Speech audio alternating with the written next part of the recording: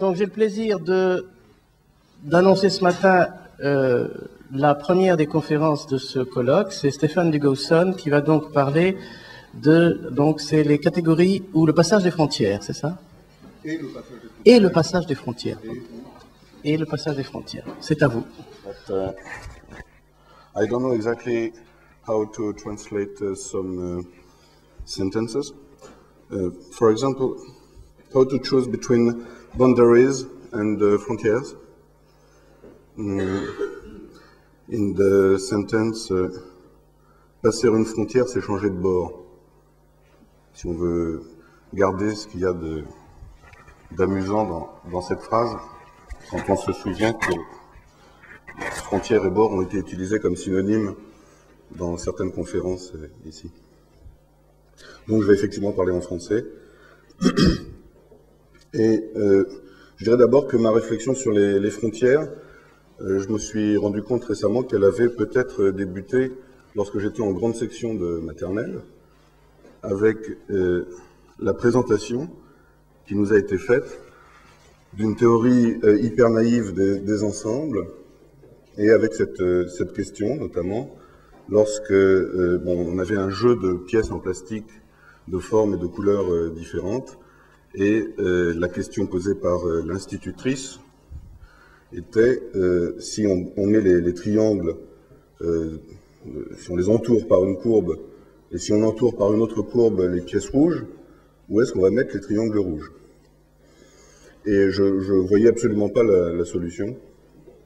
Donc c'est un autre enfant qui a répondu, et ça a été pour moi une révélation, cette espèce de transgression que représentait le fait de couper un cercle par l'autre, permettait d'envisager une place où être à la fois de l'un et de l'autre. Et ça a installé d'un coup, bien sûr je ne vais pas formuler dans ces termes-là à l'époque, mais ça a installé d'un coup ce que j'appellerais la dialectique de la séparation et du lien, puisque le terme même d'intersection, donc de section mutuelle, donc de recoupement, exprime comment la coupure est susceptible de créer du lien, avec ce paradoxe que la transgression était là encouragée par l'institution dans sa version maternelle. Alors, je crois que le titre, les catégories et le passage des frontières, évoque certainement d'emblée un certain nombre de choses. Bon, ça peut faire penser d'abord au passage des frontières entre branches des mathématiques, au fait que les catégories permettent de circuler au sein de ce que Jean Dieudonné a appelé les mathématiques bourbachiques, en particulier. Donc la topologie algébrique ou différentielle, la géométrie algébrique, analytique et différentielle, l'algèbre homologique, la théorie des nombres, et même, puisque ça fait partie du troisième cercle des mathématiques bourbachiques, la théorie des catégories.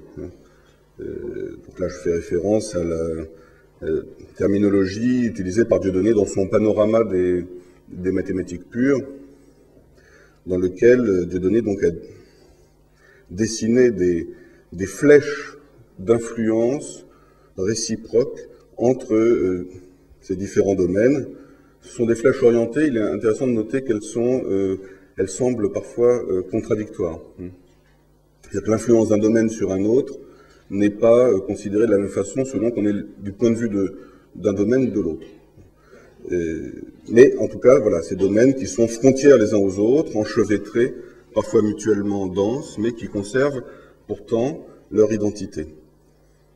Alors, avec ce titre de catégorie et passage de frontières, on peut penser aussi peut-être au fait que les catégories semblent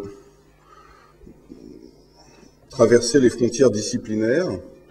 Bon, on en a eu un exemple hier avec l'exposé de Bob Cook en physique, mais on peut penser aussi à la biologie avec les travaux de Madame Erasman.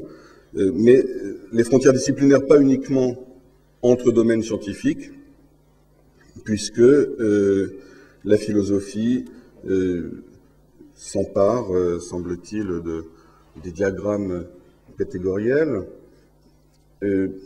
Et on aura noté d'ailleurs l'apparition de ce mot, de frontière, dans le texte de présentation du colloque, à propos de celle qui sépare les mathématiciens philosophes des philosophes mathématiciens.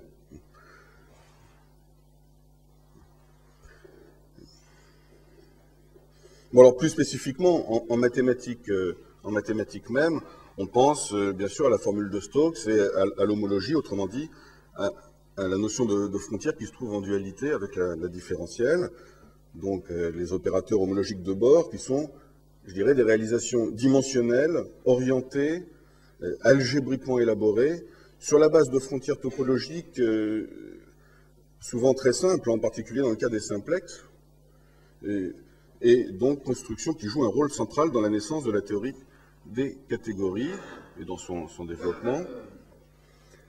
Ces opérateurs, ces boundaries, alors sont tantôt appelés bords, tantôt appelés frontières. C'est notamment le cas, on garde le mot frontière notamment lorsqu'on parle d'équations dérivées partielles et de conditions aux frontières ou de frontières libres ou encore de méthode des éléments frontières en analyse numérique. On peut même aller un petit peu plus loin sur la relation entre frontières et notion de frontière et théorie des catégories, en remarquant que la notion de catégorie dans une catégorie qui admet les produits fibrés nécessaires, vue comme objet simplicial, fait apparaître les opérateurs source et but comme les deux faces d'un éventuel bord homologique, de sorte que de ce point de vue, les frontières sont virtuellement présentes dans l'idée même de catégorie, le différentiel entre source et but correspondant au passage de la flèche. Qu'il s'agisse d'un morphisme, d'un foncteur, d'une transformation naturelle. Et de ce point de vue, partout où il y a des flèches, bon, c'est-à-dire partout, il y a passage de frontières.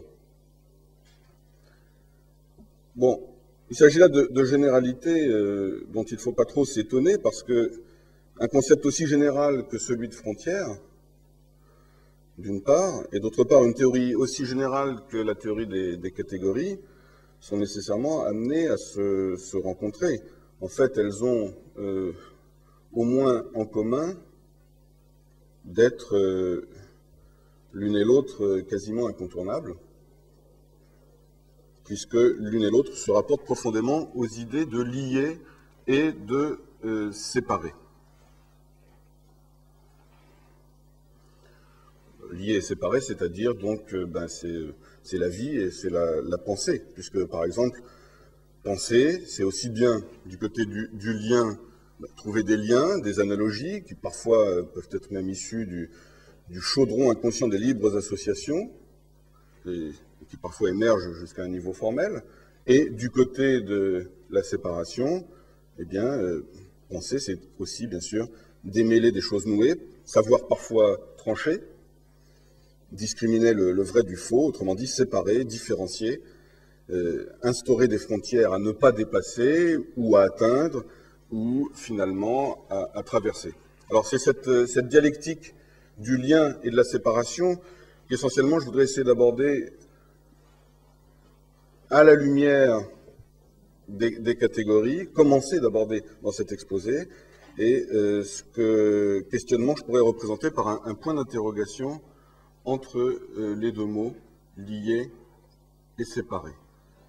Que mettre entre liés et séparés, ou entre séparés et liés?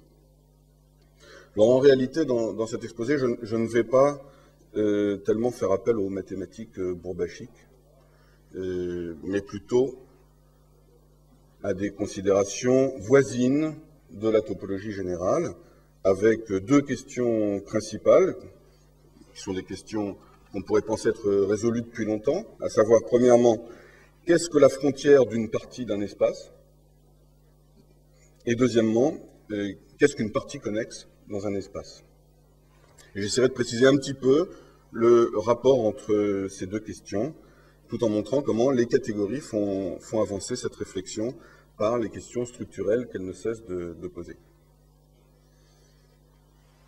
Alors, le deuxième commencement de cette réflexion, c'est quelques années après le souvenir que j'ai évoqué tout à l'heure, voilà, au cours d'une partie de Go. Alors j'ai représenté, ici j'ai fait appel à une gravure du début du 19e siècle, qui représente, donc c'est une gravure japonaise, qui représente des femmes jouant au Go, donc qui est ce jeu chinois d'abord, japonais ensuite, qui est un jeu, bon, enfin c'est assez connu, bon, on souligne parfois la dimension philosophique, entre guillemets, de ce jeu, comme on parle de la philosophie d'un art martial, mais c'est aussi un jeu assez mathématique, et je pense d'ailleurs intéressant de noter que une bonne partie des joueurs français sont mathématiciens.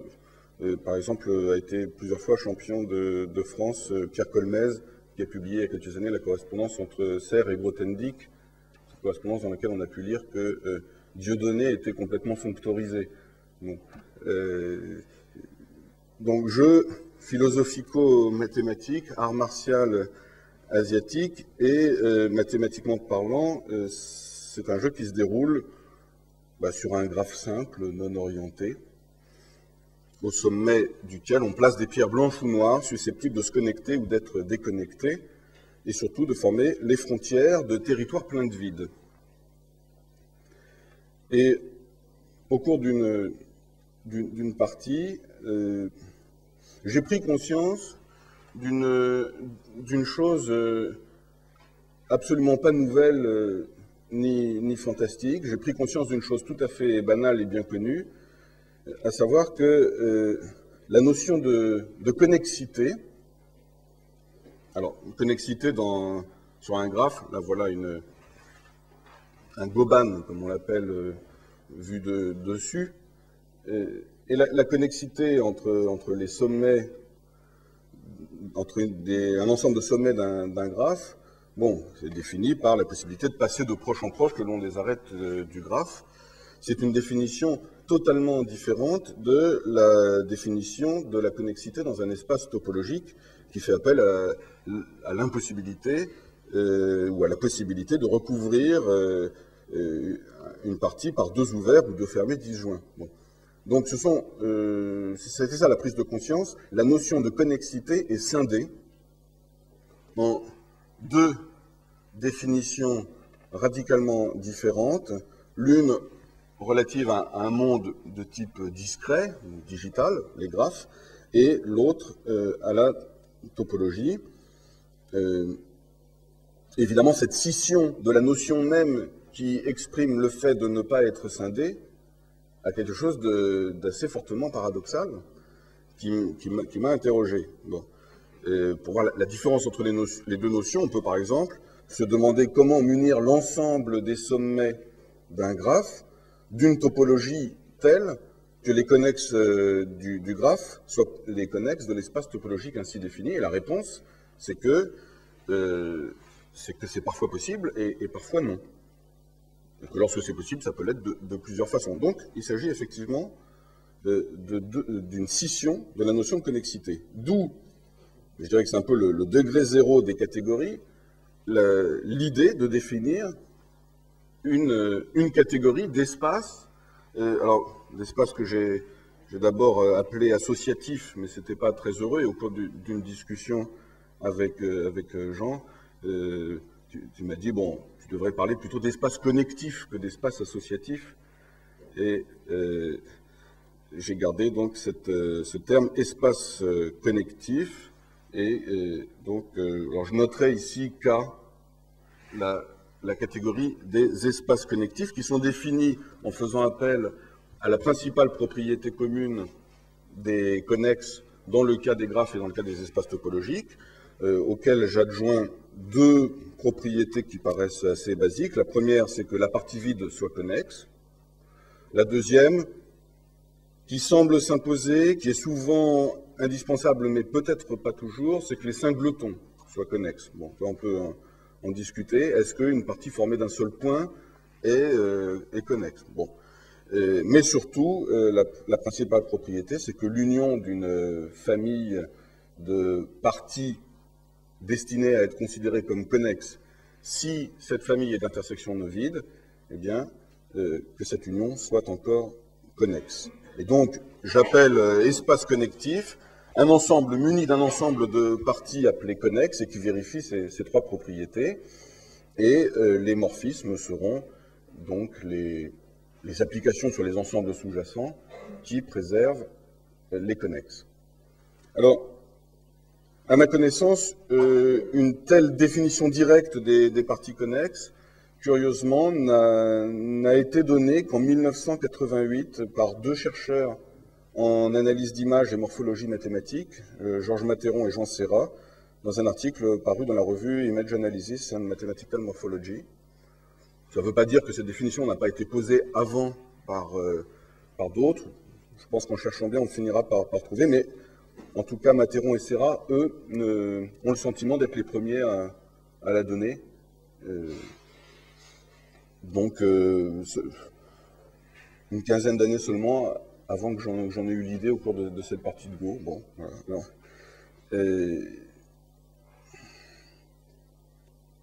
Bon, évidemment, comme le fait de préserver les connexes est une propriété bien connue des applications continues, on a immédiatement un foncteur de la catégorie des espaces topologiques dans la catégorie des espaces connectifs en définissant les connexes d'un espace topologique de la façon classique, c'est-à-dire une définition qui revient à dire qu'un sous-ensemble est connexe si toute partie propre de ce sous-ensemble a une frontière non vide, frontière relative au sous-ensemble en question.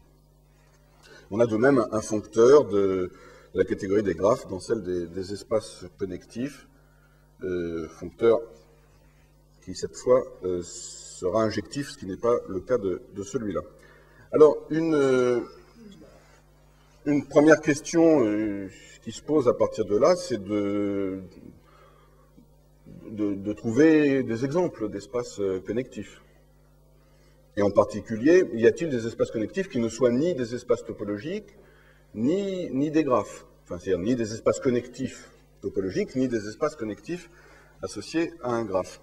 Et ben, on en trouve, et l'exemple le plus simple, c'est un ensemble constitué de 3 points, donc un espace ayant 3 points, tel que les connexes soient, outre le vide et les singletons, l'espace des 3 points entiers. Autrement dit, tel que les seules parties non connexes soient les parties à 2 éléments. Et ce qui est amusant, c'est que cet espace existe déjà, puisque cette structure connective, c'est celle du nœud borroméen. Il s'agit donc d'une structure qui incorpore de la séparation dans du lien, d'une façon dont ne peut rendre compte ni la connexité au sens de la topologie, ni de la connexité au sens des graphes. Et c'est donc, bon, chacun sait que c'est une structure à laquelle Jacques Lacan a fait appel pour modéliser le type de relations qui peuvent se nouer dans la vie psychique entre ce qu'il a appelé le réel, l'imaginaire et le symbolique.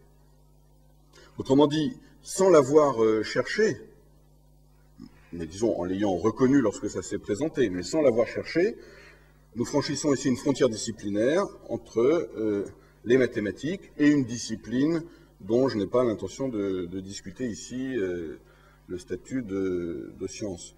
C'est pas tellement mon problème, mais le fait est que ce franchissement de frontières disciplinaires nous invite d'une part à réfléchir sur les possibilités de modélisation mathématique au service d'autres disciplines, et d'autre part, en retour, sur la façon dont les objets mathématiques peuvent faire l'objet d'investissements psychiques, et en particulier le fait que, par exemple, le plaisir que l'on tire de la manipulation des objets mathématiques vient de ce que quelque part, comme on disait beaucoup à une époque, quelque part, ça nous parle aussi de nous d'une autre façon que ce qui est manifeste. Alors, Lacan et ses amis mathématiciens ont exploré toutes sortes de nœuds analogues. Bon, il y a immédiatement après, il y a une version avec 4, le réel, l'imaginaire, le symbolique et le symptôme, bon, qui sont... Et Jacques-Alain Miller donne dans les comptes rendus du séminaire, dans un volume qui s'appelle Encore, on trouve toute une série nœuds du même type. Mais ce qui est intéressant avec les structures que proposent les catégories, c'est qu'en disposant, en regardant de quelles limites et de quelles peu limites on dispose au sein de cette catégorie, on dispose immédiatement d'outils qui nous permettent de produire une grande variété d'espaces nouveaux. Alors, bon, on peut regarder, j'ai commencé de cette façon-là, une par une, qu'est-ce qui existe. Alors, il y a un objet initial, il y a un objet final, les produits, les sommes, produits fibrés, sommes amalgamées, etc., noyaux, conoyaux, tout cela existe dans l'espace, dans la catégorie K. Et, par exemple, on peut faire le produit d'un espace connectif topologique, d'un graphe et d'un nœud lacanien, bon, ce genre de choses. Ceci étant, on remarque assez rapidement qu'il y a quelque chose, je dirais, d'archaïque dans le produit des espaces connectifs, dans le produit cartésien. Par exemple, même l'addition de R2 dans R n'est pas connective. N'est pas connective si on munit R2 donc de la structure connective produit à partir de la structure connective usuelle de R, celle associée à R en tant qu'espace topologique. La raison, c'est qu'il suffit, pour être une partie connectée de R2, que les deux projections soient connexes. Donc du coup, enfin, c'est assez peu restrictif et il y a beaucoup de connexes, il y a trop de connexes. Et à partir de là, eh bien, ça invite à s'intéresser à, je dirais, aux applications moins connectives, en l'occurrence aux applications biconnectives, c'est-à-dire qui seront connectives séparément par rapport à l'une et l'autre variable. Donc biconnectives, moins connectives, comme on dit bilinéaire, c'est-à-dire moins linéaire. Et bon, en fait, ça marche assez bien et on peut définir effectivement un genre de produit tensoriel. Bon, ça n'a rien à voir avec le produit tensoriel au sens linéaire, mais c'est un genre de produit tensoriel d'espace connectif. Et ce produit tensoriel s'avère admettre un adjoint à droite, c'est-à-dire qu'on peut munir l'ensemble des morphismes connectifs d'un espace vers un autre d'une structure connective, d'une façon naturelle, de telle sorte qu'on ait une adjonction qui fait penser à d'autres bien connus. Alors, une autre propriété très intéressante, à mon avis, des espaces connectifs, c'est la possibilité de munir d'une façon, alors que je ne peux pas qualifier de naturelle, mais que je suis bien obligé de qualifier d'assez naturelle, de munir donc un treillis quelconque d'une structure d'espace connectif. Il suffit de prendre les intervalles fermés du treillis, c'est-à-dire l'ensemble des éléments qui sont supérieurs ou égaux à un élément et inférieurs ou égaux à un autre élément, et de regarder la structure connective engendrée par ces intervalles fermés dans le treillis. On obtient une structure connective qu'il est toujours possible de définir pour n'importe quel treillis, mais ça n'est pas un procédé fonctoriel. C'est pour ça que j'hésite à le qualifier de naturel. On ne peut pas le voir comme un foncteur d'une catégorie de treillis définie d'une façon ou d'une autre dans la catégorie des espaces connectifs. Mais c'est quand même une possibilité intéressante, et en particulier, on peut donc munir l'ensemble des structures connectives sur un ensemble X donné, qui est un treillis, d'une structure connective. Le treillis de l'ensemble des structures connectives sur un ensemble X, donc, c'est un treillis dans lequel on peut notamment reconnaître le 0 comme étant l'espace totalement déconnecté, la structure totalement déconnectée sur X, et le 1 sera la fusion totale sur X. Alors, première conclusion sur les espaces connectifs, il y a, je dirais, un aspect archaïque, peut-être lié au fait que, s'agissant de la connexion, il n'y a que deux possibilités. Soit on est connecté, soit on ne l'est pas, ce qui est beaucoup plus primaire que ce qui se passe en topologie, où la question n'est pas soit d'être voisin, soit de ne pas l'être. Mais malgré cet aspect archaïque, il y a une grande richesse de construction possible, et je voudrais faire en passant une remarque très spéculative sur l'intérêt qu'il pourrait y avoir dans certaines circonstances à remplacer la continuité topologique par de la connexité, et je pense en particulier à l'utilisation de treillis complets pour modéliser le temps, c'est-à-dire de faire appel à du temps partiellement ordonné, ce qui est déjà le cas, puisque en général, quand l'intervalle entre deux événements est du genre espace, on ne peut pas dire dans l'absolu qu'il y en ait un qui se produise avant l'autre. Alors, est-ce qu'on peut partir de cette structure connective pour rejoindre le thème des frontières? Certainement pas de façon directe. En fait, plusieurs topologies peuvent définir les mêmes connexes.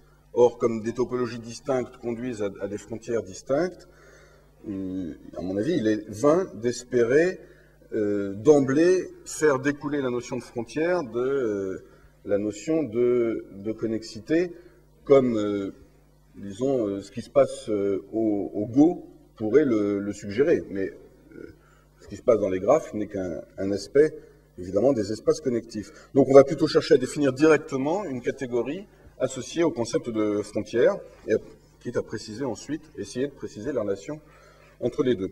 Alors je vais repartir donc du Go, et à partir de là, on peut faire deux remarques. La première remarque, c'est que les frontières, donc par exemple, ici vous avez un ensemble d'intersections vides qui constituent un territoire blanc parce que sa frontière, ici, est formée de pierres blanches. Bon. Eh bien, la frontière de ce territoire, c'est simplement l'ensemble des intersections qui sont adhérentes au territoire, mais pas adhérentes au sens de l'adhérence topologique. Alors, adhérentes au sens d'une adhérence qui est quelquefois qualifiée de pré-topologique. Bon, le terme est utilisé avec plusieurs acceptions. Le mot pré-topologique, ici, c'est pas mal trouvé. Pré-topologique, donc, désigne, par exemple, une adhérence conçue comme une application qui, à toute partie d'un espace, associe une partie qui la contient, et avec la condition que l'adhérence du vide soit vide. Lorsque ces deux propriétés sont vérifiées, on dit que l'on a défini une adhérence pré-topologique sur un ensemble X, dont les parties ici donc, sont appelées grand A. Et c'est les seules propriétés que l'on exige, les morphismes étant alors simplement les applications sur les ensembles sous-jacents, telles que lorsqu'un point est adhérent à une partie, l'image de ce point soit adhérente à l'image de la partie en question. Bon, on obtient donc ainsi une catégorie que je note ici P-top, des espaces pré-topologiques, et en particulier les propriétés classiques des adhérences, à savoir l'idempotence, des adhérences topologiques, l'idempotence, le fait que l'adhérence de l'union de deux parties soit l'union des adhérences, ou même, plus simplement et plus généralement, que lorsque une partie A est incluse dans une partie B, l'adhérence de A soit incluse dans B, toutes ces propriétés qualifient effectivement les adhérences topologiques, mais ne sont pas exigées dans le cas général de ce qu'on appelle les adhérences pré-topologiques. Bon, il y a eu en particulier en France une équipe à Lyon, l'équipe Bellman, qui a produit un manuel de pré-topologie chez Hermès, qui est un éditeur qui s'adresse généralement aux ingénieurs. Bon, c'est une équipe interdisciplinaire et dans laquelle il y a notamment des gens qui travaillent dans les sciences humaines. Bon. Disons que la grande distinction au sein des espaces pré-topologiques, on peut donc définir plusieurs catégories d'espaces pré-topologiques. Si on incorpore la dernière condition, on a affaire à ce qu'on appelle les espaces pré-topologiques de type V, mais ça n'est pas obligatoire. Ça fait quand même deux grandes catégories. Lorsque on se place dans le cas plus général, ça veut dire que l'union ne fait pas nécessairement la force. L'adhésion suscitée par une partie plus grande peut être moindre que celle suscitée par une partie plus petite, par exemple. C'est-à-dire que c'est ce qui se passe lorsqu'il y a des éléments inhibiteurs, en quelque sorte, dans la partie B, Et c'est extrêmement courant dans les phénomènes sociaux.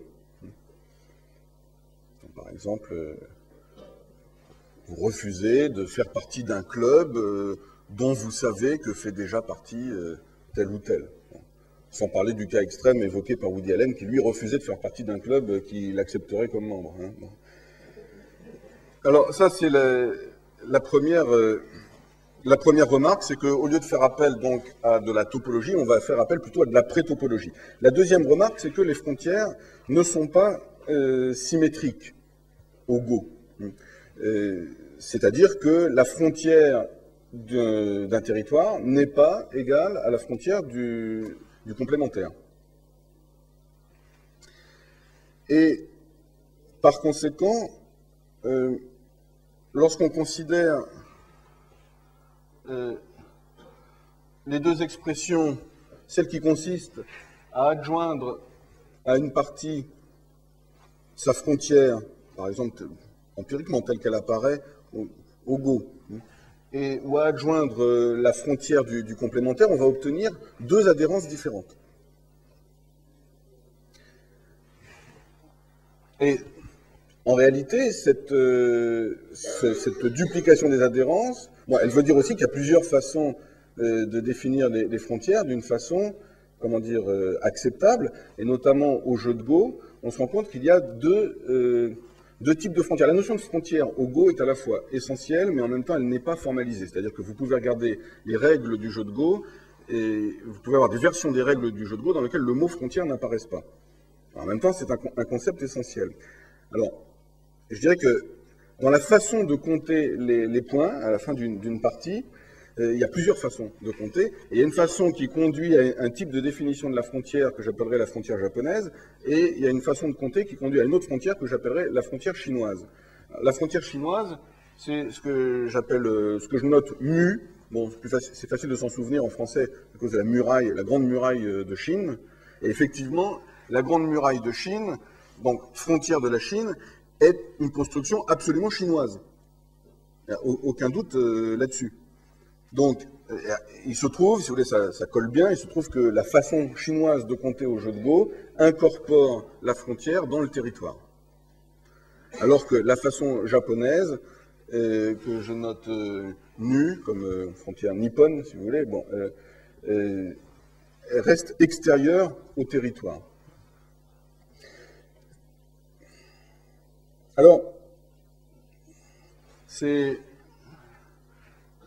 la conclusion de ces deux remarques, la nécessité de faire appel au pré-topologique d'une part, la non-symétrie des frontières d'autre part, indique qu'on va pouvoir rendre compte des frontières en faisant appel non pas à une structure pré-topologique, mais à deux structures pré-topologiques, représentées donc par la première et la seconde adhérence, un couple de pré-topologie, donc, et le fait est que la donnée d'un couple de pré-topologie équivaut exactement à la donnée d'une application phi, astreinte dans le cas général à vérifier une seule chose, à savoir que la frontière du tout soit vide et que la frontière du vide soit vide. Dans le cas le plus général, nous n'exigerons rien d'autre des frontières et on obtient ainsi une catégorie que j'appelle catégorie des espaces dialectiques.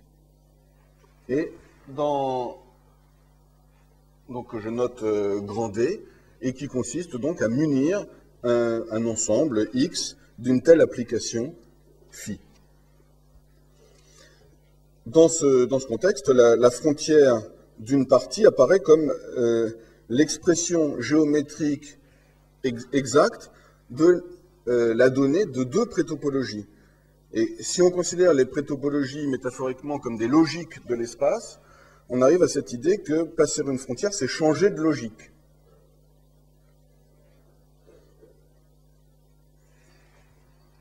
Je remarquerai aussi le rôle central de la complémentation et donc de la négation dans l'idée de frontière, ce qu'on peut illustrer par ce propos de Camus. Un homme révolté est un homme qui dit non. Ce non affirme l'existence d'une frontière.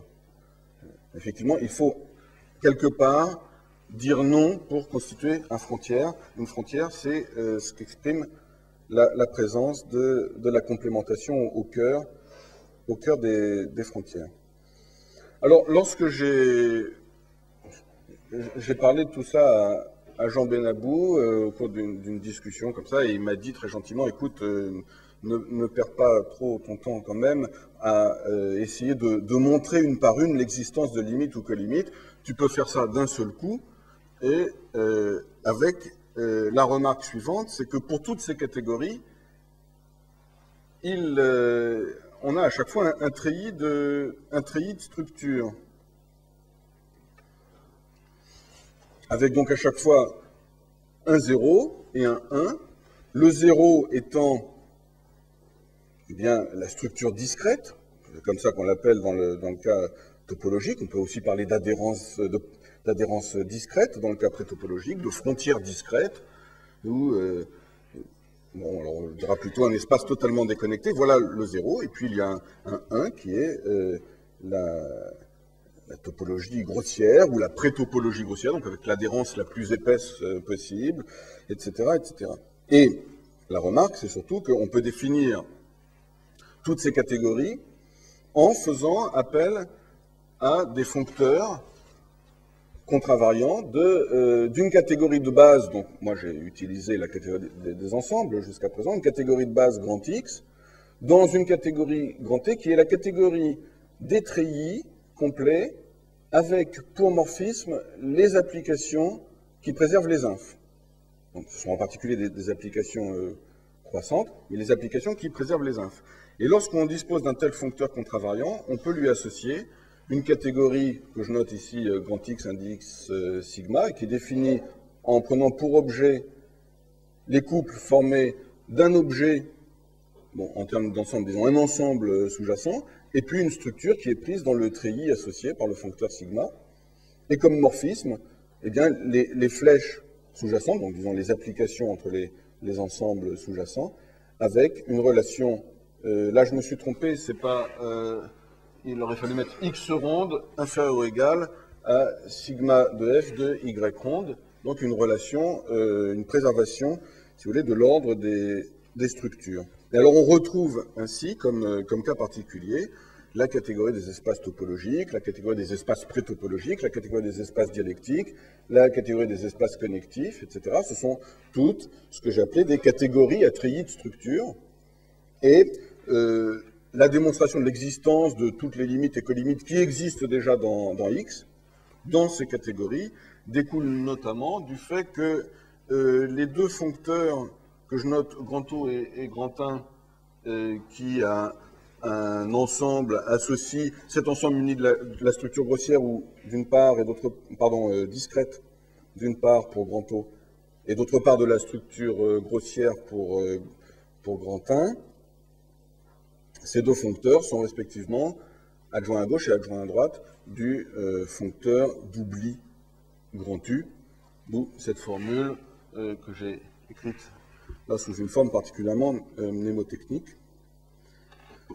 Alors, à partir de là, bien évidemment, on se demande quels sont les foncteurs entre ces catégories. Alors, oui, d'abord, une remarque, c'est que dans la catégorie des foncteurs contravariants de X dans T, eh bien, toutes les limites qui existent, et colimites qui existent dans T vont exister dans cette catégorie. Du coup, on peut par exemple faire le produit de deux tels foncteurs. Donc lorsqu'on considère le carré cartésien du foncteur qui structure la catégorie prétopologique, on obtient la catégorie des espaces dialectiques.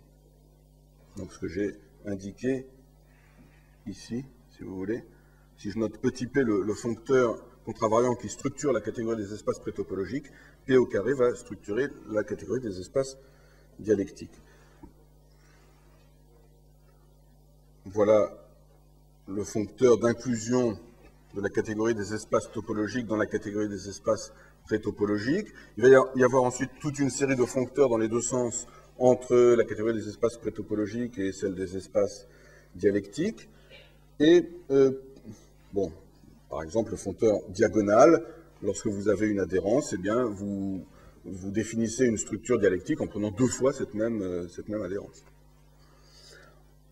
Entre les espaces dialectiques et les espaces connectifs, la première chose, c'est qu'on peut définir un foncteur analogue au foncteur K, qui allait de top dans grand K, en remarquant que il suffit de reprendre la définition que j'ai donnée tout à l'heure, c'est-à-dire qu'on appellera connexe une partie d'un ensemble dialectique telle que toute partie propre de cette partie admet une frontière non vide.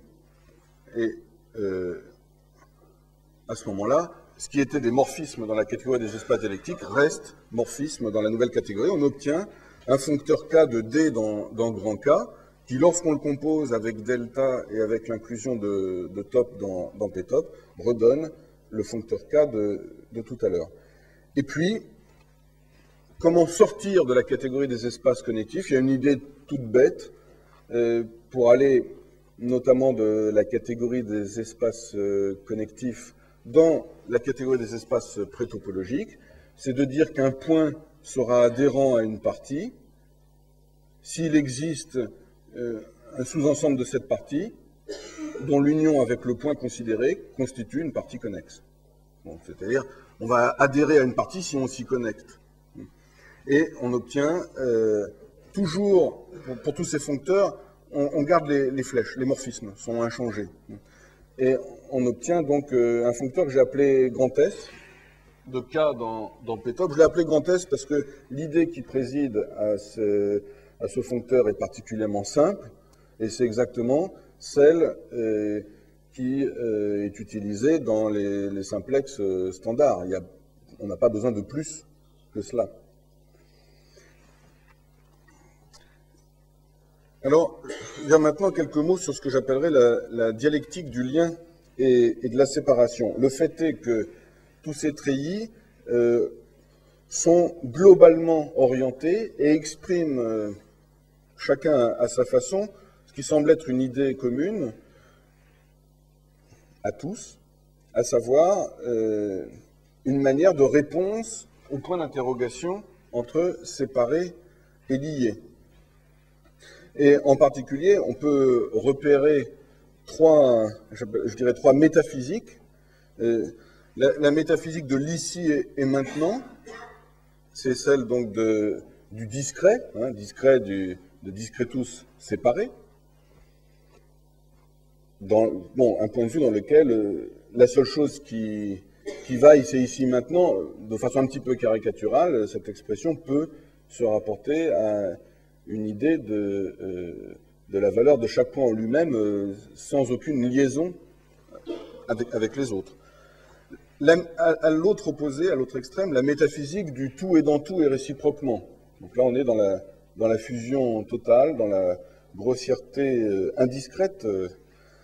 Et puis, entre les deux, la voie du milieu, ou plutôt les innombrables voies du milieu, c'est-à-dire là où il se passe des choses effectivement intéressantes. Alors, exemple de choses intéressantes, vu dans le treillis topologique, c'est la topologie usuelle. Voilà quelque chose de très intéressant, par opposition aux topologies discrètes ou grossières. Et elle répond notamment aux critères de séparation qu'on appelle T2, le fait d'être Hausdorff, séparé.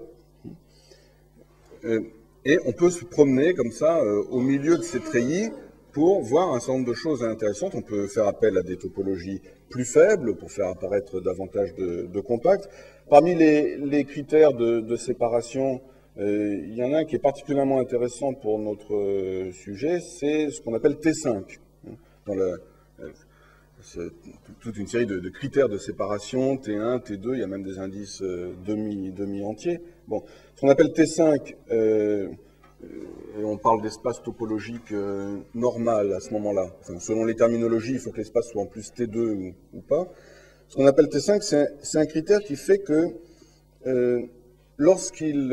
tant qu'il est vérifié, la connexité des parties d'un espace topologique est caractérisée par ce que j'appellerais la propriété de passage attesté aux frontières, à savoir que les connexes sont caractérisés par le fait que si un connexe rencontre une partie et le complémentaire d'une partie, elle rencontre nécessairement la frontière de cette partie.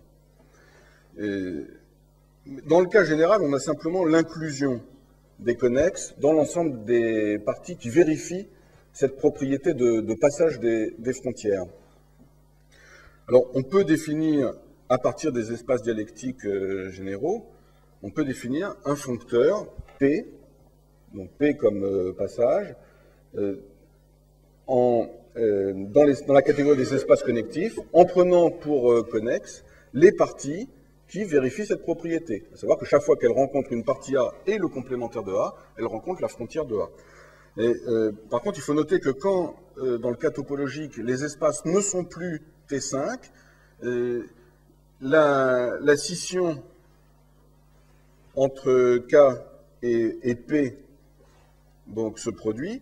Et d'autre part, on peut noter aussi qu'il est possible d'associer par cette formule un espace connectif à tout espace dialectique, y compris dans le cas où les espaces dialectiques ne sont pas de type V, mais dans ce cas-là, ce qu'on obtient n'est plus fonctoriel. Donc, ce que j'ai représenté ici par ce petit segment.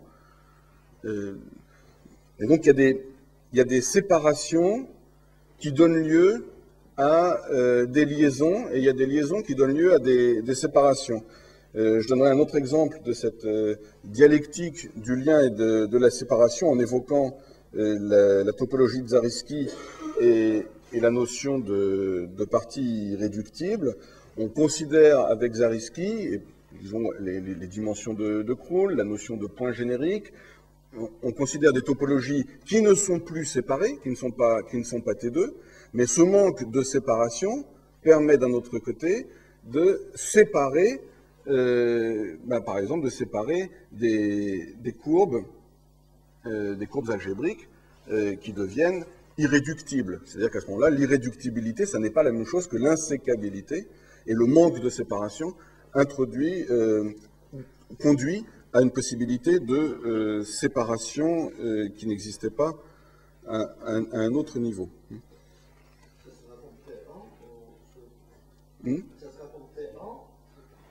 Zariski? Ah, tu peux regarder, en tout cas, c'est pas T2. Hein, mais c'est pas, en fait...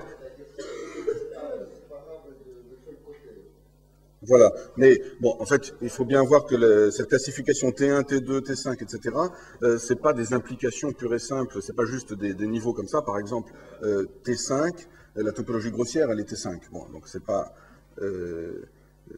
voilà.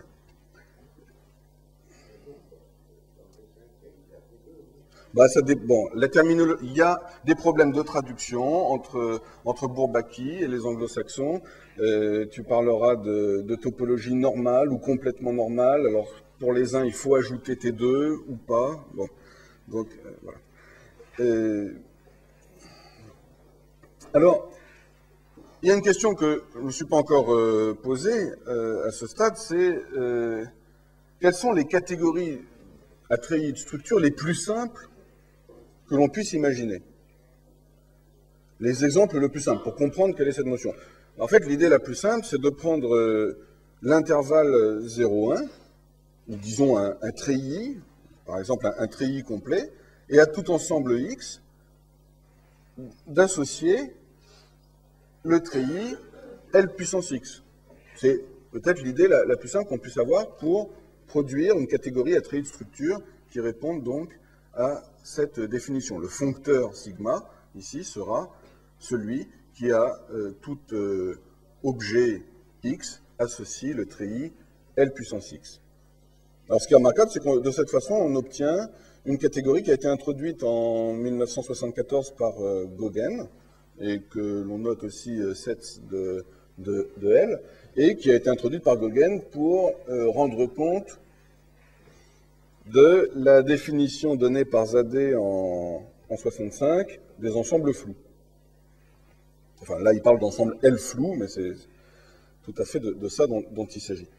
Autrement dit, et là, une fois encore sans l'avoir cherché, surgit quelque chose qui est de nature à nous faire réfléchir sur les frontières, à savoir que surgit du flou, d'où l'idée de s'intéresser aux frontières floues. Alors, après coup, je me suis rendu compte qu'il y avait bien des raisons de s'intéresser aux frontières floues, mais c'était ça le surgissement initial. D'autres raisons de s'intéresser aux frontières floues, c'est par exemple que, alors que la considération d'une partie d'un ensemble conduit à considérer une logique binaire qui est la réponse à la question en faire partie ou pas, la considération des frontières découpe au moins 4 zones, à savoir ce qui est à l'intérieur, ce qui est sur la frontière mais côté interne, ce qui est sur la frontière côté externe, et ce qui est à l'extérieur. Donc des degrés, en quelque sorte, d'appartenance.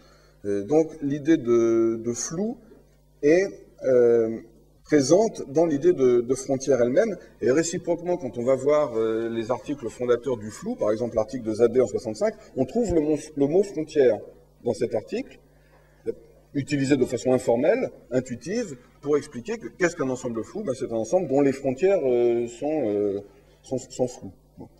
Une autre illustration de la relation entre notion de frontière et notion de flou, en consultant le dictionnaire des synonymes du CRISCO, c'est-à-dire le Centre de recherche interlangue sur la signification en contexte. Donc c'est un outil formidable, ils ont créé un graphe des synonymes, portant sur les substantifs, sur les verbes, etc. Et vous pouvez par exemple vous amuser au jeu de comment relier deux notions antinomiques par une suite de synonymes. Alors bon, je suis amusé à ça. Par exemple, discontinu, continu, bah, discontinu, vous avez intermittent, périodique, régulier, continu. Bon, on peut faire ça avec inconscient, conscient, ce qu'on veut, avec 0 et 1. Et entre séparé et lié, eh bien, ce que j'ai trouvé entre séparé et lié, c'est, entre les deux verbes séparé et lié, c'est le verbe mettre entre. Mettre entre, c'est à mi-chemin entre séparé et lié, ou intercalé, par exemple. Or, d'intercalé à interpolé, il n'y a pas très loin, et interpolé, donc, suggère effectivement de considérer les valeurs intermédiaires, des valeurs intermédiaires, entre 0 et 1. Et puis, j'ai trouvé aussi un écho de cette problématique dans l'intervention que le philosophe francophile américain Geoffrey Bennington a fait au colloque en l'hommage à Jacques Derrida intitulé « Le passage des frontières » et qui m'a un petit peu influencé dans le choix de ce titre. Bon, on se rend compte que toute la problématique de Bennington, c'est sur la question « Les frontières sont-elles nettes ou sont-elles floues ?» en référence notamment à l'exigence de Frege que les frontières, en l'occurrence les frontières conceptuelles, les frontières des concepts, et en particulier les frontières du concept de frontière, que les frontières soient nettes. Mais voilà, toute la discussion de Bennington porte sur ce thème, les frontières sont-elles nettes ou sont-elles floues? Alors, à partir de ce surgissement du flou, eh bien, se pose la question de son développement. Alors, on dit flou, mais j'ai mis quelques taches de couleur là pour dire flou ou des couleurs, ce sont des valeurs intermédiaires. Évidemment, le terme flou a à la fois l'avantage et l'inconvénient de faire un peu peur. Bon, en parlant du flou et des catégories, j'aggrave mon cas. Hein. Un ami rencontré récemment à la bibliothèque de Malte, je lui ai dit, je vais parler des catégories. Il me dit, t'es fou, parler des catégories, c'est très dangereux. Bon. Je dis, oui, c'est dans un colloque où il n'est question que de catégories. Bon. Parler du flou en plus. Oui. Alors, je distinguerai plusieurs degrés de flou. Le premier degré, c'est par exemple celui de l'américain Chang en 68, dans un article dans lequel il introduit ce que j'appellerais la topologie floue classique, dans laquelle, simplement sur l'ensemble des parties floues d'un ensemble, on choisit les ouverts, et qui sont astreints à vérifier les mêmes propriétés, les propriétés analogues à celles de la topologie classique. Au même niveau de flou, Dans le cas prétopologique, il y a ce qu'on appelle les prétopologies floues, qui sont définies très simplement, de la même façon que les adhérences prétopologiques. C'est un article de Badar en 1981. Et donc, l'adhérence d'une partie floue, c'est simplement une partie floue plus grosse, voilà, avec évidemment différents types d'adhérences prétopologiques floues. Alors, c'est à ces adhérences prétopologiques floues que j'ai fait appel pour définir les espaces dialectiques flous, qui sont donc, dans un premier temps, caractérisés par la donnée de deux prétopologies floues, mais avec une question qui se pose très différemment que dans le cas net, de savoir comment représenter par une région de l'espace la donnée de cette structure dialectique. Mais il n'y a plus cette possibilité qui existait dans le cas net de représenter de façon biunivoque une structure dialectique floue, c'est-à-dire la donnée de deux prétopologies floues, par une région floue de l'espace. Bon, je n'ai pas le temps de développer, mais disons que la solution que j'ai trouvée, c'est de faire appel à une mesure dans le treillis grand L utilisé de la différence, en quelque sorte, entre une adhérence floue et un intérieur flou. Alors, ça, c'est le premier degré du flou. Il y a, je dirais, un deuxième degré qui est ce que Gauguin appelle les fuzzy sets, et que l'on retrouve dans l'idée de la topologie introduite par Shostak en 1985, et également dans un article sur les B-fuzzy topologies de Min-Cheng Ying. Donc, ce sont des articles de 1987 et 1989. Et l'idée, c'est de faire appel à ce que Min-Cheng Ying appelle une sémantique floue, c'est-à-dire d'associer à une formule prédicative classique une formule dans laquelle on introduit les degrés d'appartenance, et la conjonction est remplacée par l'inf, le nom par la négation floue classique, l'implication par une majoration. Par exemple, l'axiome qui en topologie dit que lorsque grand U est un ouvert, c'est-à-dire appartient à la topologie, et grand V appartient à la topologie, alors U inter V appartient à la topologie, cette formule donnera lieu à une formule floue dans laquelle on dit que le degré d'ouverture de U, quand on prend l'inf avec le degré d'ouverture de V, eh bien, on a une quantité dans le treillis grand L qui doit être inférieure ou égale au degré d'ouverture de U inter V. On peut faire la même chose pour la connectivité, donc c'est une façon de définir des espaces connectifs flous. Alors, au-delà de ces deux degrés de flou, se posent des questions, par exemple, comment rendre floue l'égalité elle-même, et c'est l'un des aspects d'une discussion qui a commencé de façon un petit peu polémique dans les années 80-90 sur la relation éventuelle entre le flou et les topos, ou plutôt on parle maintenant de quasi-topos, et donc il y a un certain nombre d'articles là-dessus, notamment de Barr et de Stout. Alors, je voudrais juste signaler le rôle crucial, puisque la négation ou la complémentation jouait un rôle crucial dans la définition des frontières. Dans le cas flou, la négation floue va être au cœur du dispositif. Et alors je remarquais juste que la négation floue classique, étant involutive, est tout à fait différente de la négation intuitionniste. Et ce qui est en jeu là-dedans, je ne dis pas que j'ai de réponse exactement, mais il faut remarquer que si la négation intuitionniste remet en question le principe du tiers exclu, d'une certaine manière, la négation floue touche au principe de non-contradiction. Je ne veux pas développer ici, mais je citerai juste quelqu'un, Joël Ducos, du laboratoire pluridisciplinaire de recherche sur l'imaginaire littéraire, et qui a présenté un colloque qui a eu lieu en 2003 à Bordeaux, intitulé « Frontières et seuils », en écrivant ceci: « La frontière est révélatrice de la présence simultanée des contraires ». Alors, bon, je crois que c'est un thème potentiellement polémique, mais je mentionne ça en passant, disons. Alors, je terminerai mon exposé par quelques remarques sur le désir de l'abolition des frontières. Je dirais que le fait que le désir d'abolir les frontières soit l'une des caractéristiques idéologiques de notre époque en témoigne d'une certaine façon la multiplication des associations dont le nom contient l'expression « sans frontières ».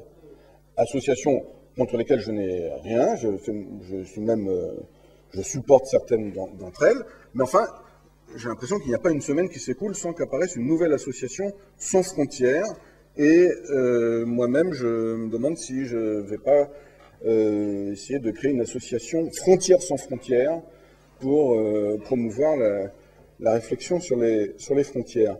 J'ai trouvé, dans un texte écrit par Régis Debray à la fin des années 60, quand il était en prison en Colombie, cette remarque: accéder à l'universel par la suppression des frontières, voilà l'illusion antidialectique, la pire des platitudes, l'hydre moderne à décapiter.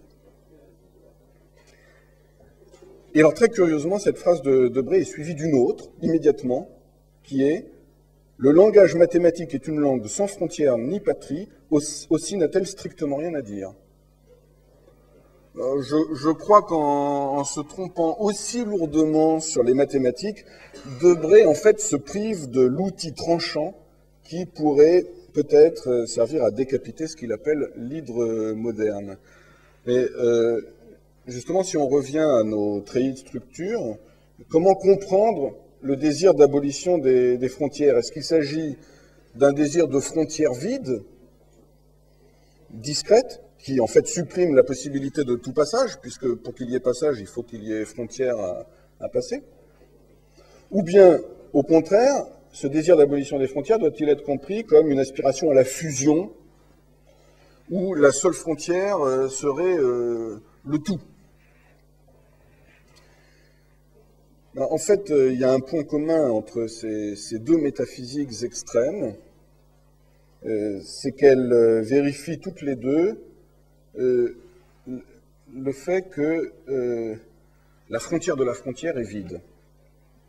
C'est évident lorsque la frontière est vide d'emblée, et lorsque la frontière de toute partie propre est le tout de l'espace considéré, comme la frontière du tout est toujours, pour toutes les frontières, vide, on a, dans tous les cas, phi2 égale 0. Et je vois là une espèce de version archaïque en topologie générale du delta 2 égale 0, élaboré, lui, sur des frontières ou des bords qui sont donc des constructions algébriques, orientées, ce qui n'est pas le cas du phi, ici. En tout cas, le plus probable, à mon avis, c'est que le désir d'abolition des frontières renvoie en fait à une fusion des deux extrêmes, c'est-à-dire au point où 1 égale 0, l'utilisation du treillis dans lequel 1 égale 0, c'est-à-dire l'absence de structure, l'amorphe. Et je vois un écho de cela dans une remarque de Castoriadis dans Les Carrefours du labyrinthe, dans laquelle il écrit que la psyché doit renoncer à l'omnipotence, à être le centre ou la totalité du monde, et il précise que le centre, c'est l'ici et maintenant. Et donc, dans son propos, il fusionne l'ici et maintenant avec le fait de se confondre avec la totalité du monde. Autrement dit, il fusionne les deux extrêmes auxquels il s'agit de renoncer, renoncement qui suppose pourtant bien de commencer par les séparer afin qu'elles puissent jouer leur rôle de, je dirais, de point fixe pour ces cordes pulsantes métaphysiques que représentent les treillis de structure. Voilà. Alors, j'ai terminé. Pour conclure, je dirais juste que cet exposé peut aussi être vu comme un témoignage du fait que les catégories, par les questions qu'elles ne cessent de nous poser, c'est-à-dire quels sont les objets, quels sont les morphismes, préciser quelles sont les limites ou les colimites qui existent, quels sont les foncteurs, où y a-t-il des adjonctions, quelles sont les transformations naturelles, etc. Que les catégories sont à la fois un moteur et un guide pour la recherche. Et je profiterai de cette tribune pour déplorer une fois de plus que les catégories ne soient pas davantage présentes dans l'enseignement, dans notre pays, aussi bien, je veux dire, on pourrait effectivement les introduire dans le cursus mathématique, au moins à partir de, je ne sais pas, disons la troisième année de licence ou la première année de licence, pour ne pas dire la grande classe de maternelle, mais pourquoi pas. Et puis, puisque nous avons un enseignement de philosophie en classe de terminale, peut-être en philosophie en terminale. Voilà, je vous remercie.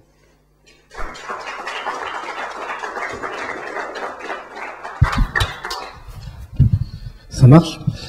Donc merci pour cet exposé qui donc met en perspective la liaison et la séparation sous divers aspects. Et donc nous avons passablement de temps pour une discussion.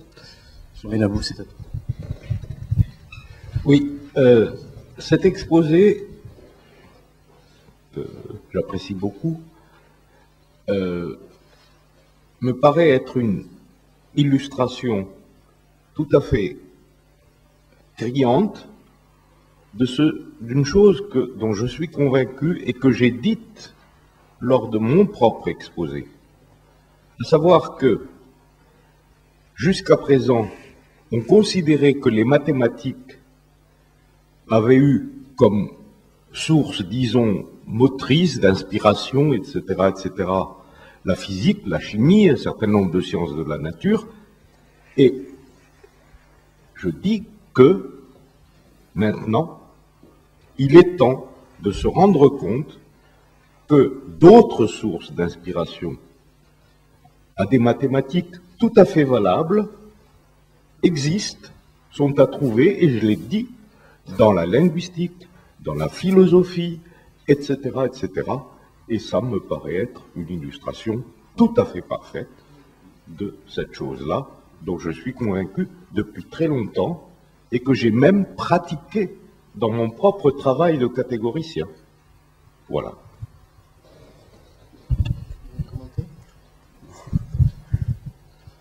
René.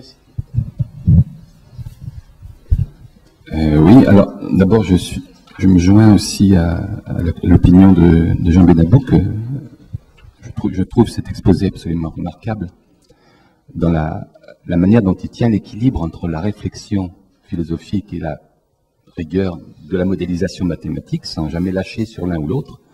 Ça c'est assez extraordinaire. Et je trouve effectivement aussi que j'ai appris quelque chose, un détail important sur cette question du double, des deux frontières, sur lesquelles je devrais donc réfléchir à nouveau. Et je voudrais par ailleurs ajouter deux informations qui peuvent être utiles pour la poursuite.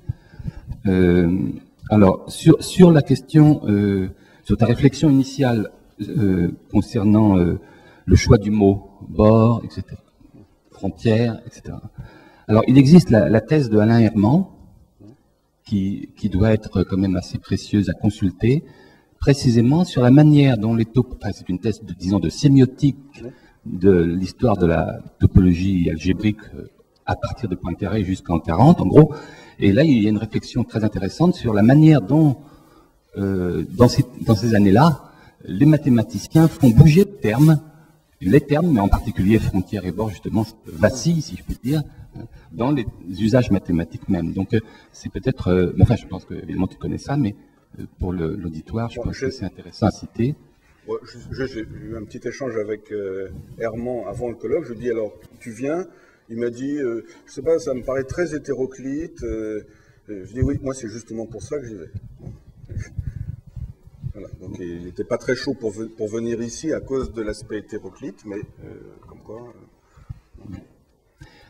Alors, le deuxième point, c'est aussi un autre travail. C'est un travail que moi, j'avais fait, je ne sais plus très bien, mais vers 74 ou 15, que j'appelais théorie des topogénèses. Alors, topogénèse, ça veut dire quelque chose qui engendre une théorie du lieu.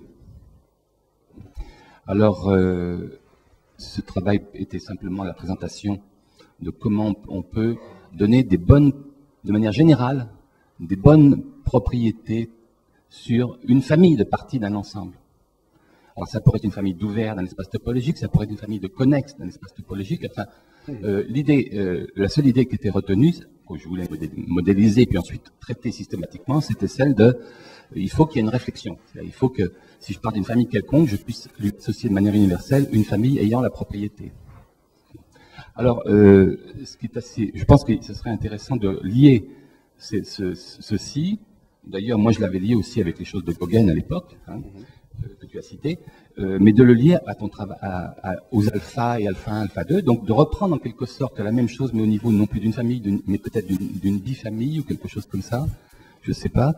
Et c'est d'autant plus intéressant que par la suite, avec mon ami Pierre Danfoust, je me suis servi de ça, pour faire une extension à ce niveau-là de la dualité de Stone. La dualité de Stone qu'on a entre les ensembles et la catégorie opposée des ensembles peut se relever tout à fait à ce niveau des familles de parties.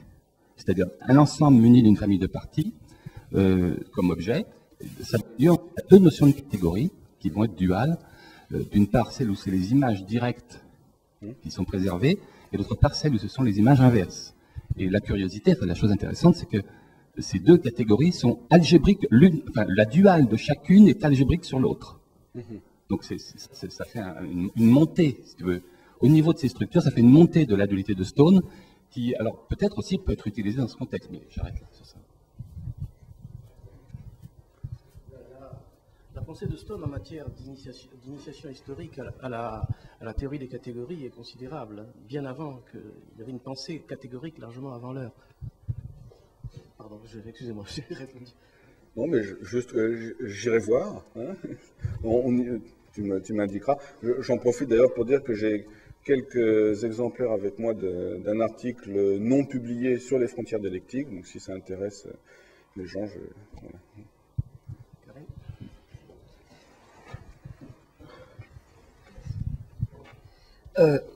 Fort intéressant, et j'aimerais bien devenir membre de cette organisation de Frontières sans frontières. Mais j'ai quand même une remarque qui est en même temps une question. Est-ce que vous pouvez prendre votre dessin final encore?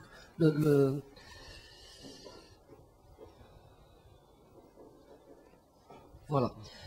Parce que vous avez parlé des logiques floues, des ensembles flous, mais je crois qu'il y a deux types de différentes logiques en même temps en opération ici. Ça ne peut pas être par hasard, et ce n'est pas par hasard parce que vous l'avez quand même identifié dans votre exposé, mais les diamants là-bas, tous en elles-mêmes représentent des four valued logics, hein, les logiques à 4 valeurs qui ne sont pas exactement les logiques floues, mais ce qu'on appelle les paraconsistent logics. Yeah. Les logiques paraconsistantes qui ont été développées par Da Costa, par Belknap, par Graham Priest, etc., et qui touchent justement à pas une violation, mais un relâchement modéré du principe de contradiction. Ça confirme plutôt que ça critique ce que vous avez dit, mais c'est spécifique. Et je crois en effet que toutes ces différentes catégories pré-topologiques que vous avez identifiées, d'une manière ou une autre, représentent une logique paraconsistante, mais pas de la même manière. Normalement, la représentation de truth values of a paraconsistent logic, c'est un diamant régulier, symétrique, quoi. Et je m'imagine, j'ai pas vu comment exactement ça, mais je m'imagine que les différentes formes représentent un ordre quelconque ou n'importe quoi, qui peut éclaircir la différence dans ces différentes logiques paraconsistantes, mais quand même for valued. Et je crois que c'est quand même important, parce que les logiques floues, ils ont un grand désavantage, et je ne crois pas que vous en avez besoin vraiment pour récupérer tout ce que vous voulez. Les logiques floues, ce sont en fait des statistiques dont on ne connaît pas ou bien il n'y a aucune différence entre signal et noise, hein, parce que tu n'as rien d'autre que l'intervalle 0,1 comme possible valeur les truth values. Il y a toujours besoin de quelque chose d'extérieur pour donner la différence, pour dire ça a une relevance adéquate et ça c'est pas important. Bien que dans les for valued logics, il n'y a pas ce problème. Il y a ou bien le rien, ou bien la totalité, ou bien le déterminé et l'indéterminé, d'une manière ou une autre. Et dans chaque instance individuelle, tu peux appliquer, tu peux poser cette question et répondre. Hein.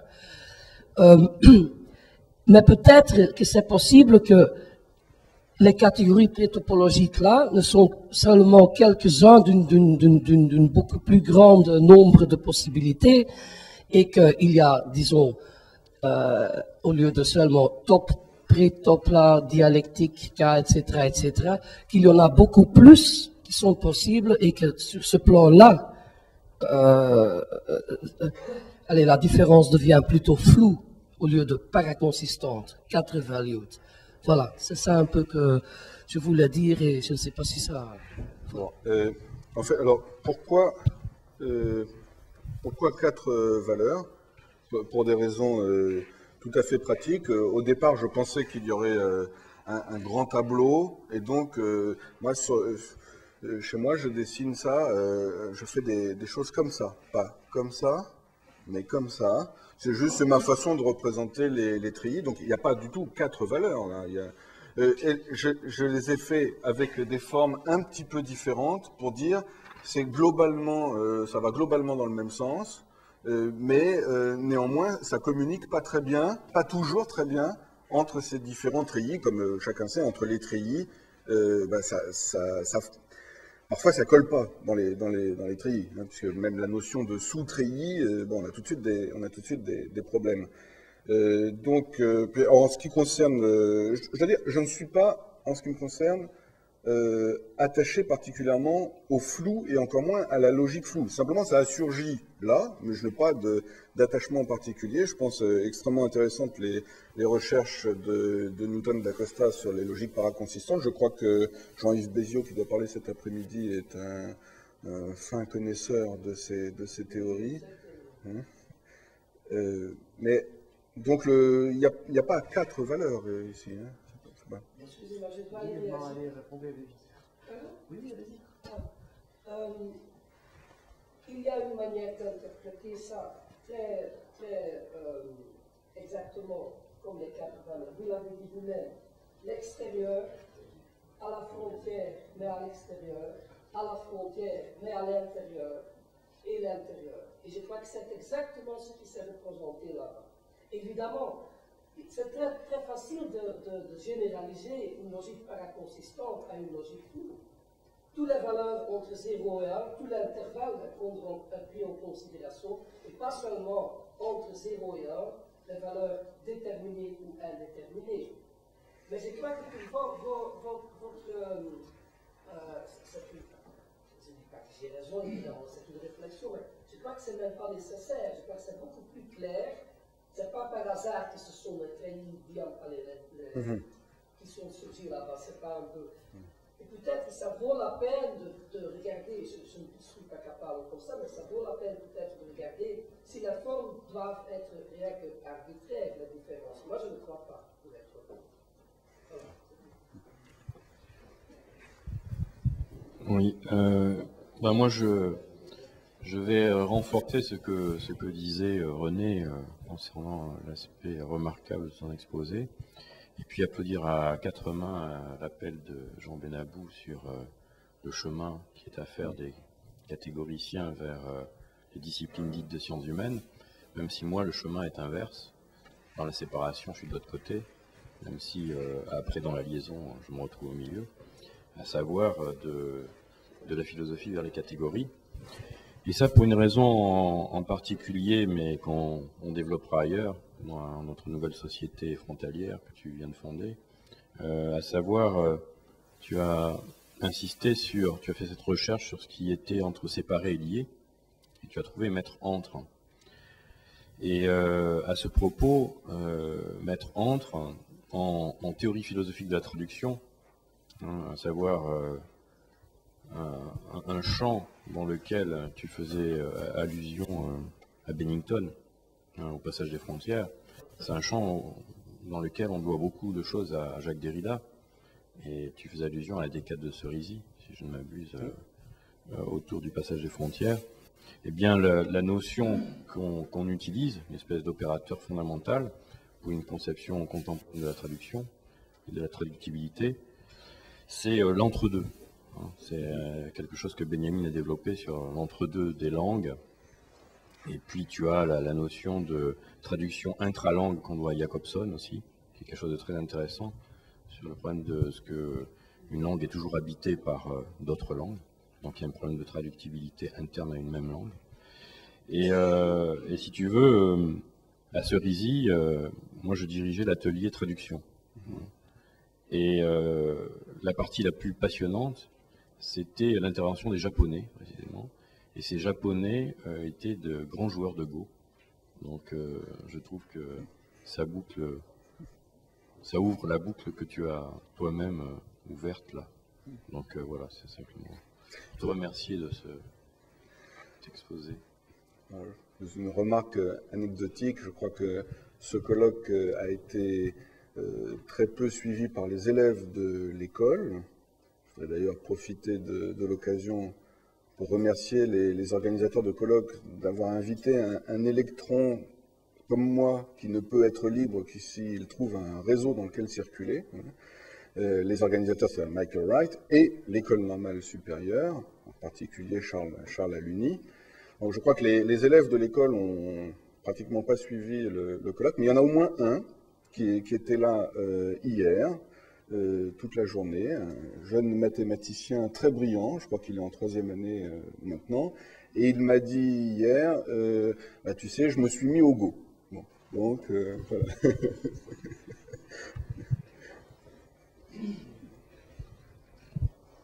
Je m'en voudrais de donner l'impression de monopoliser le micro, mais je voulais préciser ce que j'ai dit et auquel un certain nombre de gens souscrivent, mais peut-être je ne l'ai pas dit de manière complète et peut-être que de compléter te dira des choses à faire. J'ai dit que je pensais que la philo ou d'autres, je ne vais pas faire la liste, pouvaient être des sources d'inspiration pour les mathématiques, mais je vois ça dans les deux sens. En ce sens que, pas que les mathématiques, mais des recherches comme les tiennes amènent à des situations mathématiques, d'ailleurs pas compliquées, et c'est tant mieux. Mais il doit y avoir un feedback, c'est-à-dire que ce que tu as pu trouver, enfin, tous ces adjoints, etc., devrait avoir une signification par rapport à l'idée de frontière. Et cette signification, c'est à toi de la chercher. D'autre part, tout en préparant cette deuxième intervention, il m'est venu quelque chose à l'esprit qui peut peut-être t'intéresser concernant le passage des frontières. Eh bien, le passage des frontières n'est pas symétrique. On le sait très bien. Il y a des frontières qui sont plus faciles à passer dans un sens que dans l'autre. Est-ce qu'il n'y a pas là quelque chose à regarder pour préciser un peu plus la notion d'espace avec frontières, etc., où on pourrait avoir éventuellement incorporé l'idée de passage non symétrique des frontières. Voilà. En tout cas, je crois que l'utilisation, même dans le cas classique, disons, des topologies, a donné lieu à des développements sur les bitopologies, et dont un certain nombre de développements, je dirais, tout à fait classiques. Et parmi les recherches sur les bitopologies, certaines ont été motivées par la considération de métriques non symétriques. Donc il y a certainement là des choses à poursuivre. Oui, je ne sais pas très bien si c'est une remarque ou une question, encore une fois. C'est à propos du désir d'abolition des frontières. Est-ce que tu ne penses pas que c'est lié à... dans la logique hegelienne, il y a 3 catégories entre guillemets, pas catégories au sens mathématique, bien connues, qui sont le singulier, l'universel et le particulier qui est entre les deux.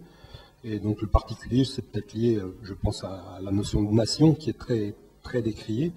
Et est-ce que ce désir d'abolition des frontières, est-ce qu'on peut pas l'interpréter comme donc ce déclin du particulier, cette volonté d'abolir le particulier? Et donc moi je me joins à ce qui a été dit. Ce qui est remarquable dans cet exposé, c'est que tu tiens à la fois la rigueur mathématique et la rigueur philosophique. Donc, ce que je dis pourrait prendre la forme d'une remarque ou d'une question. Est-ce que ces catégories hegeliennes, je ne sais pas si Laovier, qui est d'autre part passionné par Hegel, a réussi à le faire, à avoir utilisé les mathématiques, et notamment les mathématiques catégoriques, pour donner un cadre rigoureux à cette logique hegelienne. Voilà. C'est assez difficile parce que des trois termes singulier, particulier et universel, c'est vrai que le moins intéressant des trois, c'est le particulier. L'universel, ça n'est certainement pas la soupe d'une fusion totale. Et à mon sens, l'accès à l'universel, c'est le singulier. Bon, lorsque je marque ici et maintenant du côté discret, c'est quand même un petit peu une caricature, parce que dans l'ici et maintenant, c'est pas forcément un point séparé absolument du reste, ça peut être simplement une porte d'entrée. Bon, donc on peut entrer par ici et maintenant, on peut même d'ailleurs entrer que par là, dans l'existence. Bon, donc, je sais pas, il faut, disons que ce que ça nous indique ici, par exemple, il faut monter, ce ne sont pas des échelles de valeur qui sont là, au sens éthique, mais il faut monter dans ces échelles pour que surgissent un certain nombre de choses, mais il ne faut pas monter trop haut. Certains disent que la prise de conscience de l'accès à l'universel, c'est ce qu'ils appellent l'illumination. Oui, mais si on va trop haut, c'est plus d'illumination dont il s'agit, c'est d'aveuglement. Donc, en tout cas, certainement que ce type de structures peuvent être invoquées pour préciser ce qui est en jeu dans ces notions. Maintenant, quant à la question de savoir si la notion de nation est très décriée, je crois que nous vivons précisément en ce moment même en Europe un tournant par rapport à ces questions, avec les événements qui se sont passés à la frontière entre l'Union européenne et l'Afrique. C'est-à-dire qu'on se rend compte que la disparition des frontières s'accompagne du surgissement d'autres frontières, et que si, on le sait bien, les frontières sont le lieu, à travers Stokes, des principes de conservation en physique, il y a aussi un principe de conservation des frontières, je crois, qui fait que lorsque certaines sont abolies, d'autres surgissent. Je voudrais juste faire un point un peu plus spécial, je vais peut-être utiliser le tableau, et ça concerne cette relation de théorie d'ensemble et topologie, parce que c'est justement, comme Jean Benabo a dit hier, c'est vraiment pas le cas que les théories des ensembles, et pourtant pour mathématiques en général, je suis tout à fait d'accord, mais quand même, si on demande pour quelle discipline sauf elle-même, théorie d'ensemble a joué un rôle quand même important, c'est peut-être topologie générale. C'est quand même quelque chose trop lié avec les théories des ensembles, et même si on prend, je sais pas, le bouquin de Hausdorff, c'est les deux, c'est topologie et théorie des ensembles. Et il y a quelque chose, à mon avis, c'est un fait aussi paradoxal, parce que les topologies générales, ça prend comme sa base l'idée que, je sais pas, qu'on espace est ensemble de points. Et ce point de vue qui est presque absurde, déjà critiqué par Aristote, comme Aristote a donné un argument très précis, je n'ai pas de temps maintenant à représenter, mais c'est très précis contre ce voilà. Et il y a un argument aussi concernant la notion de frontière, exactement, parce que si on prend juste, disons, une ligne, et on coupe ici, et alors on a un intervalle ouvert, intervalle fermé, c'est ça, oui. Et pour beaucoup de philosophes, c'est sorte de paradoxal. Pourquoi à gauche, on peut choisir autrement? Voilà, il y a quelque chose d'arbitraire ici, on peut choisir ouvert à droite et fermé à gauche. Et il y a même les travaux contemporains comme des Américains qui essayent un peu de passer, un peu dire que c'est aussi ce qu'on peut utiliser comme argument que c'est pas le cas, que la ligne est un ensemble de points, oui, parce que c'est une sorte de paradoxe. Par contre, ça marche dans quelque sens, oui. Ça marche dans topologie générale. Topologie générale, quand même, la théorie forte, tout à fait basée sur ce principe-là. Qu'est-ce que tu penses? Est-ce que, je ne sais pas, c'est quoi de tes recherches sur les frontières? Est-ce que, parce que moi, j'ai l'impression que tu restes dans ces cadres, mais disons, pas ensembliste tout à fait, mais, et peut-être c'est intéressant, peut-être il y a quelque chose, vraie raison pourquoi ça marche qui est pas évident quand même. Il y a quelque chose de profond de cette brisure de symétrie qui vient, je sais pas. Et c'est aussi question de que tu appelais frontière chinoise, frontière japonaise, c'est ça, oui. Merci. Mais peut-être sur ces grandes questions. C'est pas.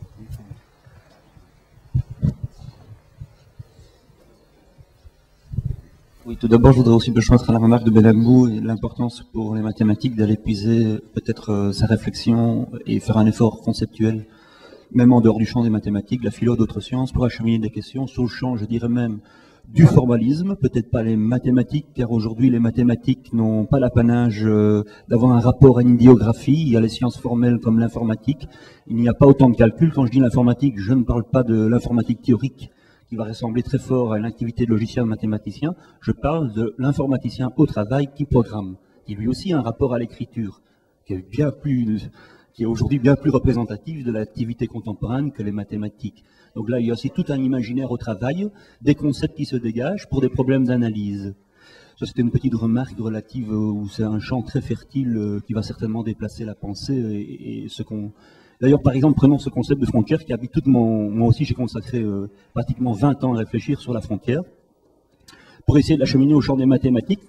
Ceci dit, les mathématiques ont un champ d'intuition qui est quand même l'espace. Vous voyez, vous prenez votre frontière, vous cherchez une brisure de symétrie, une asymétrie, mais des deux côtés, c'est du lieu. Or, c'est pas ça une frontière, fondamentalement. Ce n'est pas ça. Prenons l'image. Nous sommes dans prends un exemple. Ce qui m'a guidé, c'est la phénoménologie, mais je ne vais pas expliquer ici la phénoménologie, plutôt prendre des exemples concrets qu'on peut expliquer au boucher, pour pour prendre exemple sur Monsieur Benambou. Donc, nous sommes dans un monde de passage. Il est clair, on va mourir. Ce lieu est une frontière. Nous l'habitons, nous la passons. L'autre côté, c'est pas la même chose. C'est pas du lieu. On passe facilement de la vie, la symétrie, on le voit bien, ça, on passe facilement de la vie à la mort, mais de la mort à la vie, les cas de résurrection sont un peu plus faibles. Donc, ce lieu, nous habitons une frontière. De l'autre côté, c'est pas du lieu. Donc, dans son mental, tenter de représenter ça dans une représentation géométrique, le bord et de voir des deux côtés tenter une asymétrie, c'est déjà une image qui n'est pas bonne. Prenons l'objet ici, prenons un cas plus simple. Bien sûr, il a un bord, c'est son image. Mais il n'y a pas d'envers à ça. Il ne faudrait pas associer l'objet à la place qu'il occupe dans un espace constitué. C'est intraversable, ça. Mais c'est une frontière. De l'autre côté, c'est une autre nature. Donc le problème ici, c'est plutôt la constitution du lieu. La constitution du lieu, ça c'est le problème de la phénologie. On se pose dans une chaire qu'on ignore. Et donc, un moment advient du voir, il y a un lieu qui se constitue. Il se constitue sous une forme d'une frontière. Ça, c'est assez fondamental dans la phénologie. Donc, la question, alors, pour la déplacer un petit peu du champ intuitif de la géométrie, il vaudrait mieux aller du côté de l'interface. Et ça, c'est pour ça que je fais la remarque sur le problème des sciences en informatique. On parlera plutôt dans cette asymétrie d'une interface qui nous rend des services. Alors, dans la question justement du désir, donc ça permet... elle est liée, elle va s'incarner sous forme d'une frontière, l'objet va occuper une place, et alors là, on peut de nouveau rentrer dans l'intuition géométrique.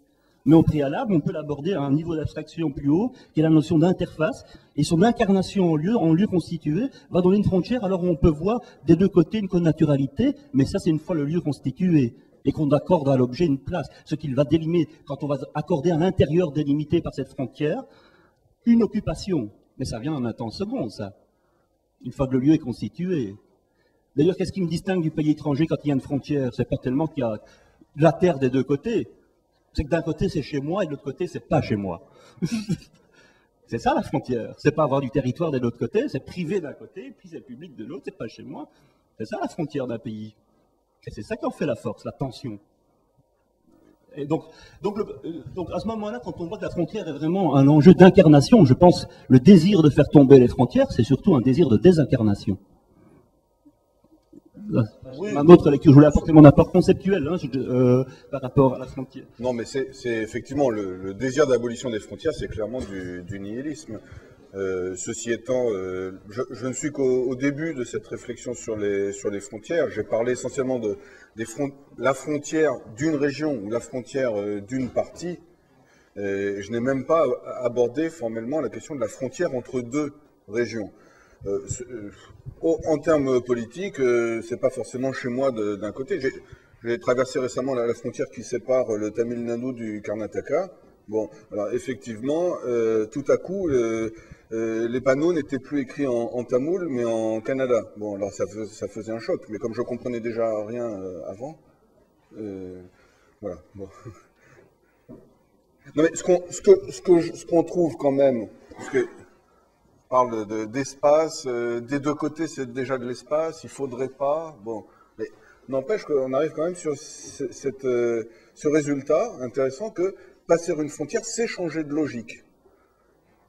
Il me semble que quand on parle d'interface, on...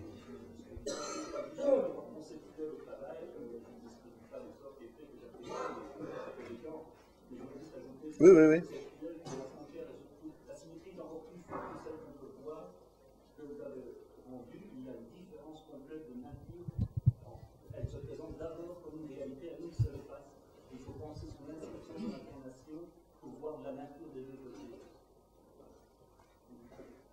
C'est bon, c'est la... Bon, moi je voulais intervenir, je donne donc la parole sur un certain nombre de points qui m'ont paru intéressants. Le premier, c'est l'omniprésence dans votre exposé de la structure du treillis. Je dirais que, si vous voulez, historiquement, la structure de treillis a été considérée par ce premier créateur, des Prochéor, comme étant ce qu'on appelle lattice, c'est appelé structure, pour des raisons qui tiennent à Donc je disais que l'omniprésence de la structure de treillis dans l'exposé qui vient d'être proposé m'a rappelé que historiquement les créateurs de ce qu'on appelle aujourd'hui un lattice appelaient ça une structure parce que un lattice gouverne l'ensemble, la structure de l'ensemble des sous-structures d'une structure donnée, treillis, des sous-algèbres, etc. Et donc le fait que vous le retrouviez sans arrêt me paraît important. Le deuxième point est relatif à la connexité. Vous avez pris donc la connexité au sens topologique.